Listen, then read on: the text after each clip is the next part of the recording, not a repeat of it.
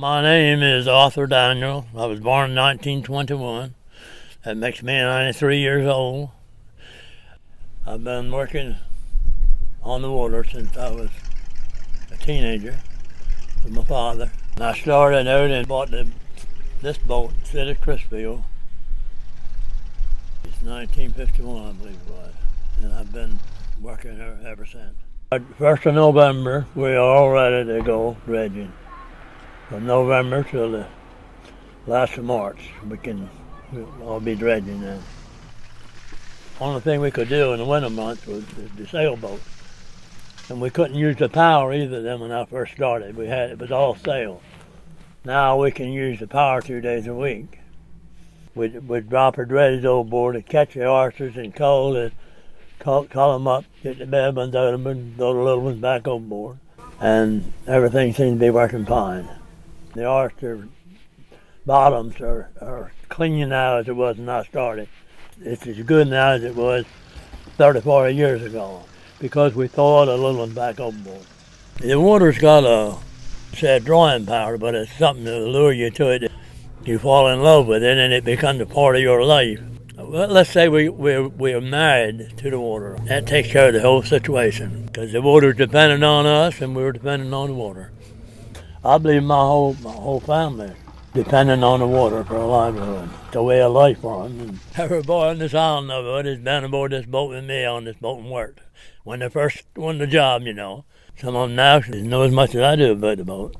I've never had no catastrophe. Nobody ever drowned off my boat or seriously injured.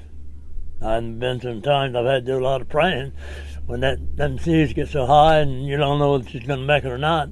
Water all up on your deck. But I've come through all the storms.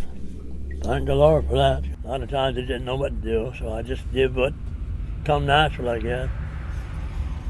Hold on to that helm and try to get enough sail on it to see the clear thing. I wrote a little poem one time. I named it The Sea because my life has been lived on the water. And it goes like this. The sea is so great, and the sea is so strong, and men seek its treasures all the day long. There are men with the net, men with the dredge, with traps and tongs and mechanical doodads, but the sea still provides with its bounties unknown, and it seems its mission is always give to the throng. But the sea has a side that is boisterous with rage and is provided for many a water grave. Davy Jones' locker is what they say is taking another to rest today, but I am a sailor. And one thing I know, the sea is so great and I am so small. I learned to respect her long years ago then. A very young captain, I experienced my first blow.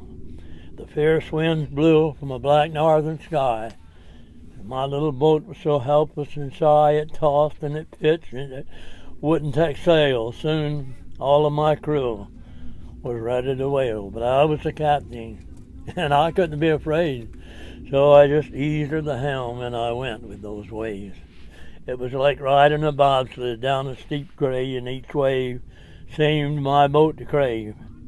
But I knew the harbor was over the ice, and behind those black clouds was a clear blue sky, so I held the helm tight.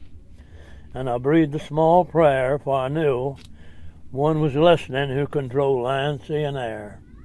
And I made safe the harbor. But I learned that day the sea demands respect, and with it we can't play. So my friend, listen and learn this from me. Man without God cannot conquer life's sea.